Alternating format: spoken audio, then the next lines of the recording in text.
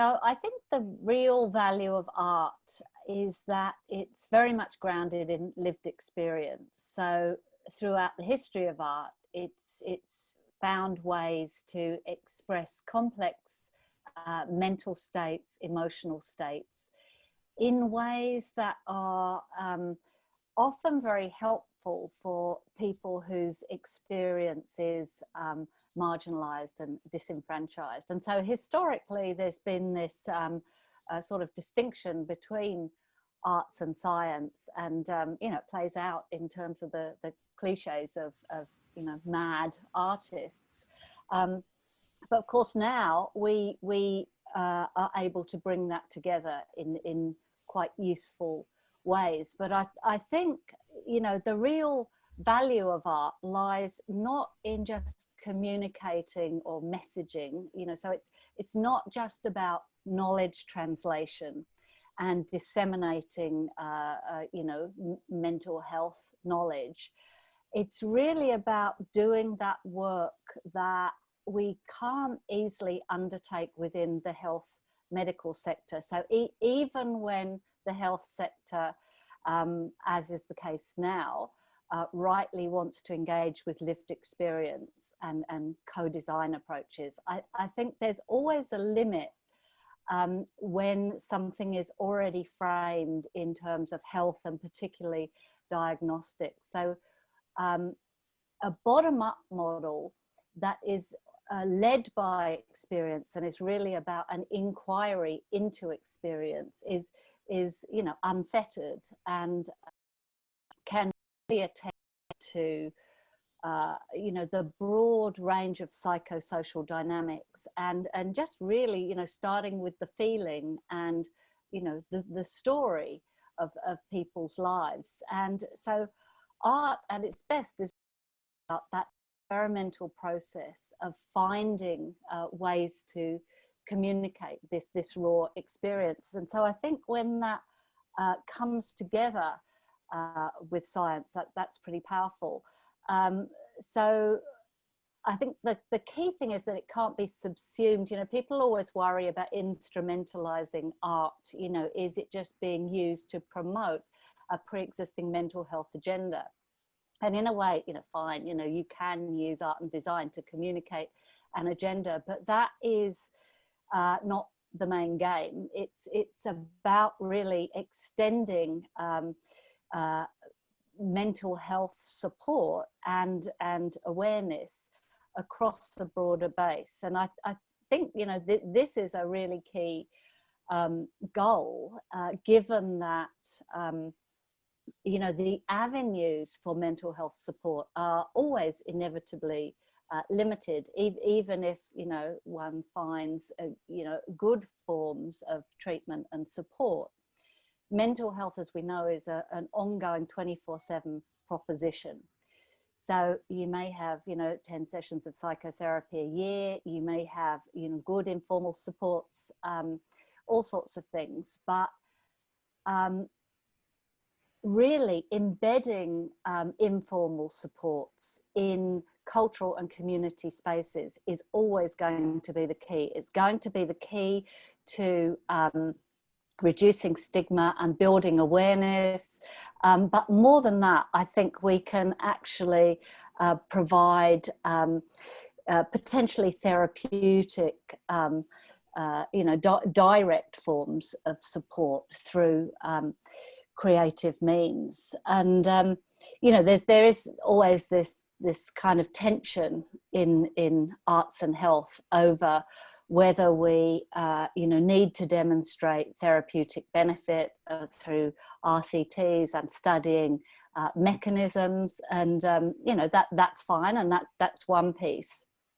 But I think there's more potential than that in terms of actually using the resources of the arts sector to develop different kinds of support. And I think merely by moving support beyond the bounds of the health sector is particularly valuable if we want to reach you know, groups who are disengaged, disenfranchised, or you know, people who are not seeking help, or for whatever reason have been disillusioned by whatever's on offer. And, you know, we know that there are particular issues around trauma histories. You know, in mental health now, trauma-informed support is much more common, but it's still something that's by no means available. So, you know, in terms of really exploring psychosocial determinants, we need these experience-based methods. And yeah, I think not only to sort of generate the knowledge, so that's a really important point, that we need to see the arts not just as knowledge translation, but as knowledge generation. You know, this is where we can really learn. If we want to know why, you know, 65% or more of Australians with mental health issues aren't seeking help, we need to really develop sophisticated communications and engagement strategies to reach those people in the first place, but then ask more open-ended questions. And there are some groups that are difficult to reach, you know, and so we need to really, I think, work from the ground up. And so the sort of radical extension of co-design lived experience programs has to involve, you know, working from community and really from the ground up. So I think it's developing those kind of protocols that's really critical.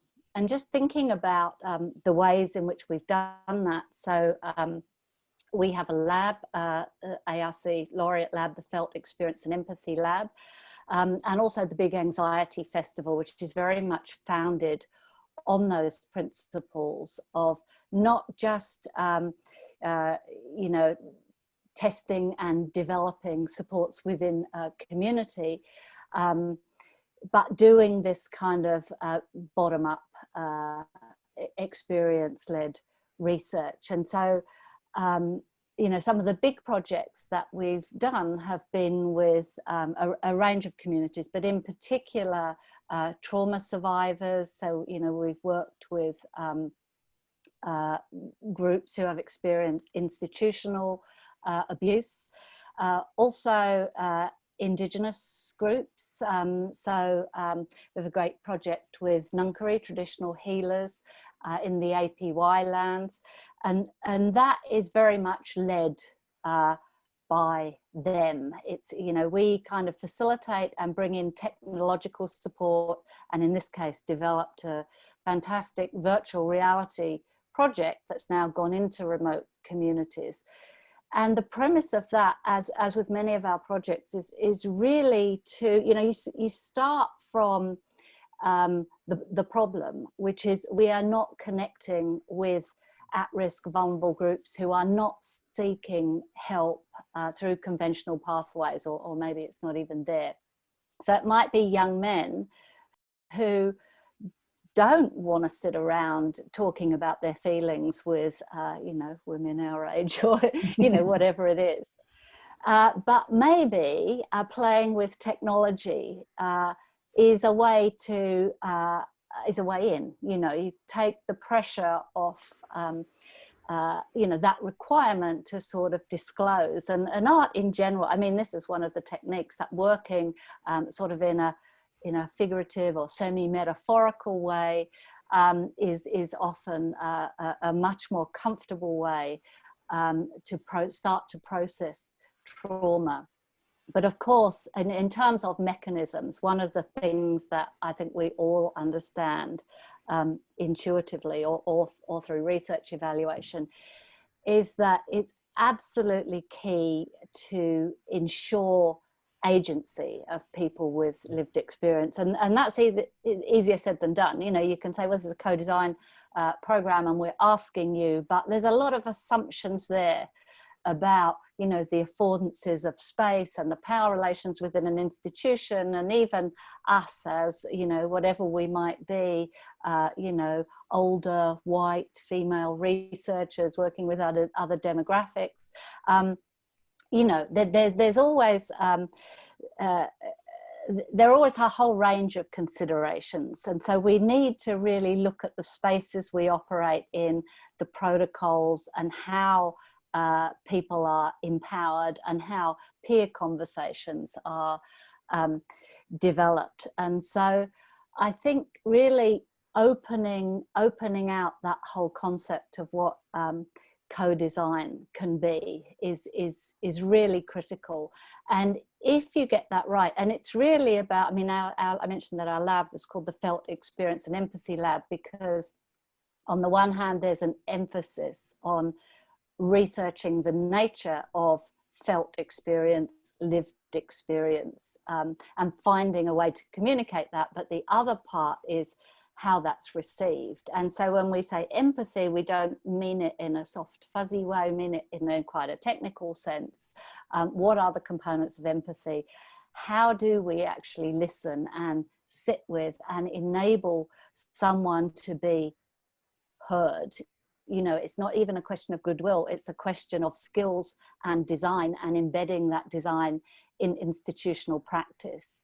And so I think ensuring agency, and then also designing the reception of work. So when we do work, for example, the work we did with Paragirls, survivors of institutional abuse, or the Indigenous communities in the APY lands, you know, there was very much a consideration of not only what do you want to say, how can we best say it, but who do you want to hear it, where do you want to disseminate this? And it may well be, I mean, we made this VR piece with this the Utiku group, and you know, it was for Ananu people, it was in language, and it was primarily for young people in those remote communities.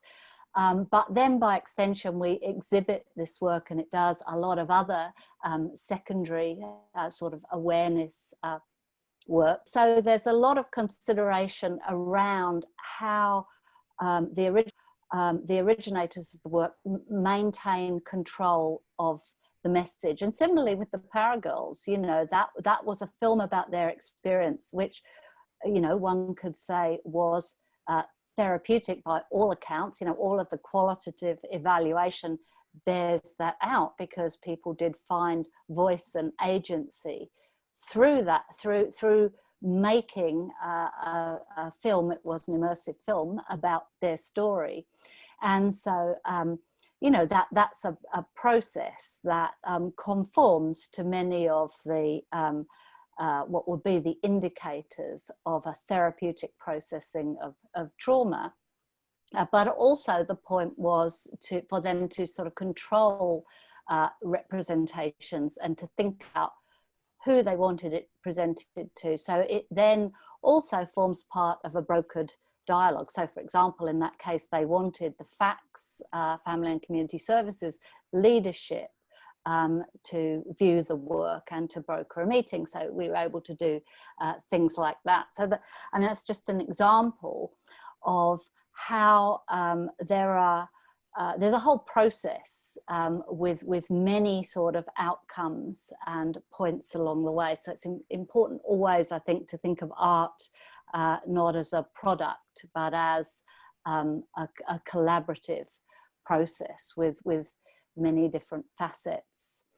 And also, of course, we do a lot of work developing not just things that look like representations of people's stories, but work that is more in the vein of a mental health support tool. So we've got a virtual reality tool at the moment, the Embody Map, which is sort of a body mapping process, meets kind of somatic and sensory motor psychotherapy techniques in an art-based virtual reality experience, where you go in and sort of encounter a body that's a reflection of your own, and sort of paint it and move inside it.